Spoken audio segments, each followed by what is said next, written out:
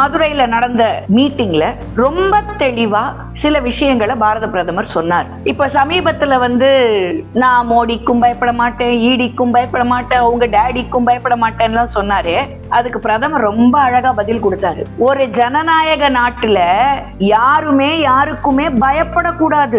பயம்ங்கிற வார்த்தை வரக்கூடாது ஜனநாயகத்துல. நீங்க மோடிக்கு பயப்பட மாட்டேன்னு சொன்னீங்கன்னா நீங்க எனக்கு நான் ஜனநாயகத்து மேல வச்சிருக்கிற மரியாதையையும் நான் ஜனநாயகத்துக்காக உழைக்கிற உழைப்பையும் பாராட்டுறீங்களே தவிர்த்து என்ன நீங்க குத்தம் கண்டுபிடிக்கல. உங்களையே அறியாம எனக்கு ஒரு பாராட்ட சூட்டிட்டீங்க அப்படின்னு ரொம்ப தெளிவா சொன்னாரு. இப்போ இந்த பயம்ங்கிற வார்த்தை ஏன் வருது? அதுதான் எனக்கு புரியல. எதுக்கு பயப்படணும்? நீங்க பேசுறது கொள்கை ரீதியா இருக்கு, நீங்க பண்றதுல எந்த தப்பும் இல்லை அப்படின்னா ஈடிக்கும் பயப்பட தேவையில்லை, மோடிக்கும் பயப்பட தேவையில்லை, அவங்க டேடியை இந்த விஷயத்துல கொண்டு வரவே தேவையில்லையே. அப்ப அந்த பயம்ங்கிற வார்த்தையை ஏன் உபயோகப்படுத்தினாரு மாண்புமிகு துணை முதல்வர்? அது அவரை தான் கேட்கணும். திரு நரேந்திர மோடிஜி அவர்கள் அதுக்கு ரொம்ப அழகா ஒரு பதிலை இன்னைக்கு சொல்லிட்டாரு.